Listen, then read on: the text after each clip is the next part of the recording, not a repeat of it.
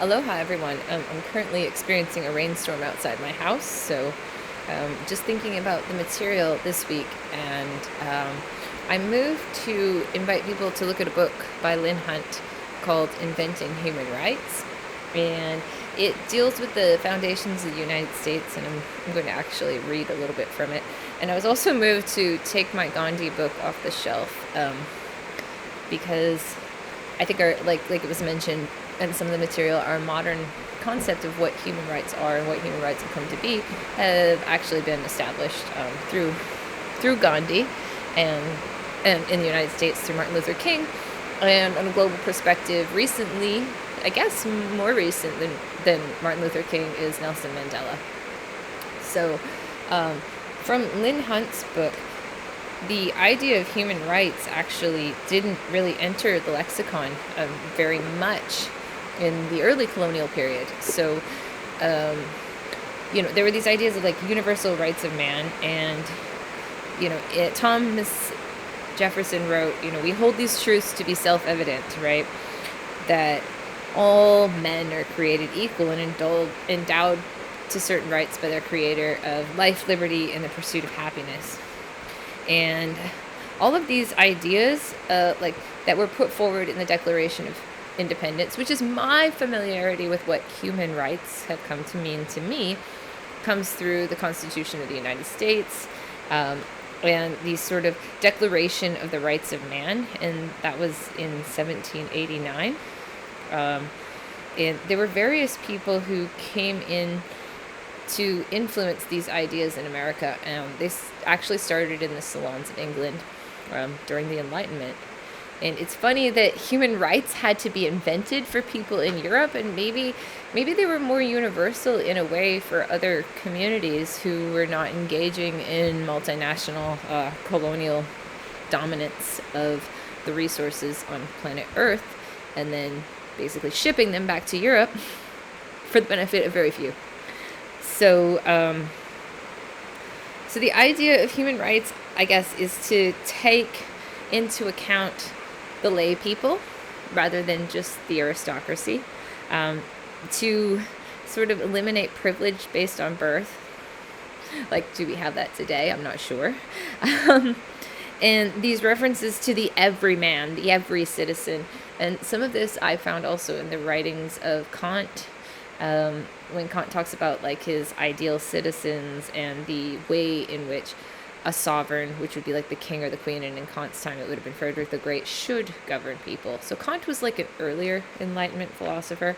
And I'm just sort of like tracing in my mind, because I'm trained as a historian first, that's where my undergrad is, and then I have a master's in English too, so I'm sort of like trained to like go back and then find things in the text. And what I find, because I'm an English speaking person who was educated in a Eurocentric system, I find myself, looking through the European writers. How did people declare the rights of people? What was wrong with society? And in America, society was built on slavery. It was clearly built on slavery, and when holding truths to be self-evident while still having slaves and declaring universal rights, they're really just declaring universal rights of citizens. So there's still this like form of othering, and this idea of like, this claim, ignorance, almost ignorance of the misfortunes of those outside of society,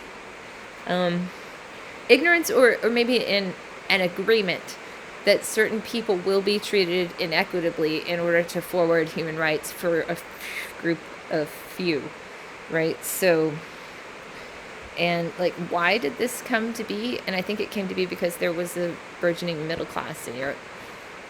It didn't have anything to do with like a greater consciousness, but just the idea that the middle class was growing stronger, and that they were beginning to look to the aristocracy, and kind of like this greed-centered dynamic that we have all over Earth. So as people started looking to the aristocracy and saying, well, why do they have this?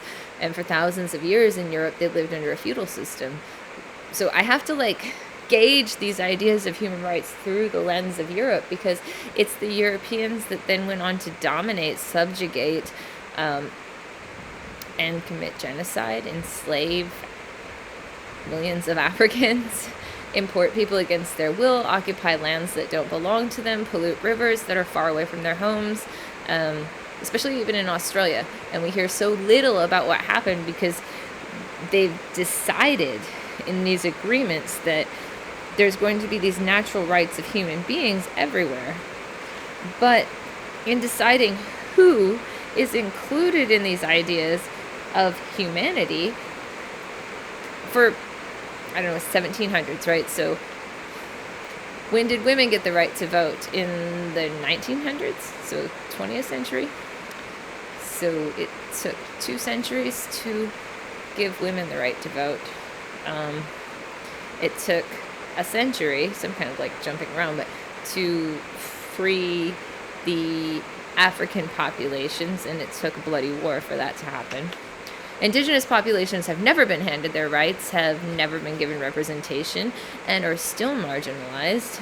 So the inalienable rights that are supposed to be granted to humanity still work in favor of this global Eurocentric patriarchy.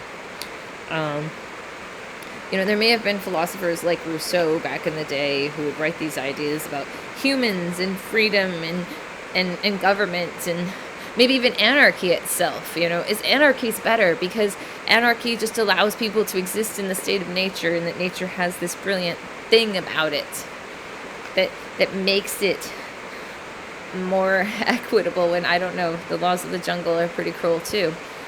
So I think with human rights, there's sort of this concept of sentience, and maybe I'm like bridging out, and maybe it's the storm outside my window that's sort of causing me to go, but as a result of being sentient beings who rely on one another for support, for idea exchange, for the furthering of our culture, for the passing on of knowledge, it is within our best interest as human beings to honor the rights of other human beings. So, to push beyond empathy, right? These ideas that were okay, all people are created this way, or they'll write these novels that maybe trigger catharsis in us so that we can feel more empathetic towards people. There's James Cameron's Avatar, which I think is designed to create empathy towards climate change and indigenous people, right? And it seems like we got so far removed. Maybe this concept of human rights isn't yet natural in our education, and so we have to revisit it through literature. It seems like capitalism itself dictates that it's okay to remove human rights from certain groups of people because that's how you raise the standard of living. So by raising the standard of living, it's okay to marginalize certain groups so that Eurocentrism can prevail, and that our version of human rights involves human rights for people in Europe, that it is okay for someone in South Africa to experience daily power outages that are scheduled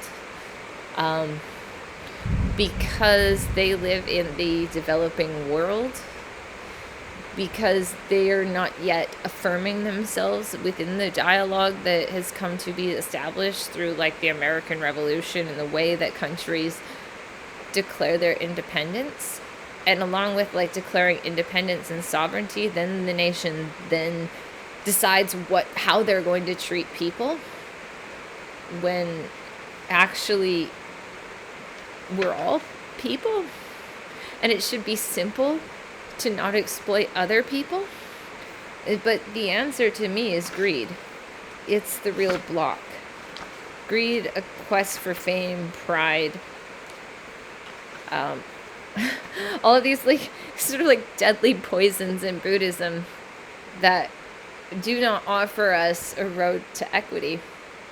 And I guess that's where Gandhi comes in the picture, at least in my knowledge or in my rationale, is that Gandhi comes in as somebody who's grown up in India, he went to Europe and sort of tried to blend in. He was wearing a suit at the time when he was thrown off a train in South Africa.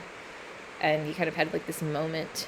And he was also realizing that the equality did not exist. He realized that in India too. He became a champion of human rights, like noticing the way that sanitation practices, like sanitation, literacy,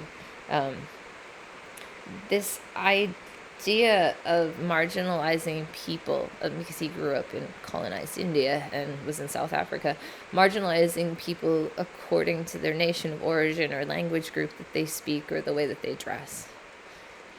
And in that way, it is quite profound that a person can rise up like Gandhi or like Martin Luther King Jr., who starts to champion these ideas and dreams that human beings could actually treat each other like we're cordial, and I think in the United States we're even seeing almost a breakdown of some of this with the plethora of mass shootings, just to go back to what we were talking about at the video conference. And perhaps we need a global awakening or a re-outlining of what human rights are and what it actually means to be human. And maybe the concept of global governance first has to come with a definition of what humanity is and how we should treat each other. So that's my far out take on human rights. Aloha.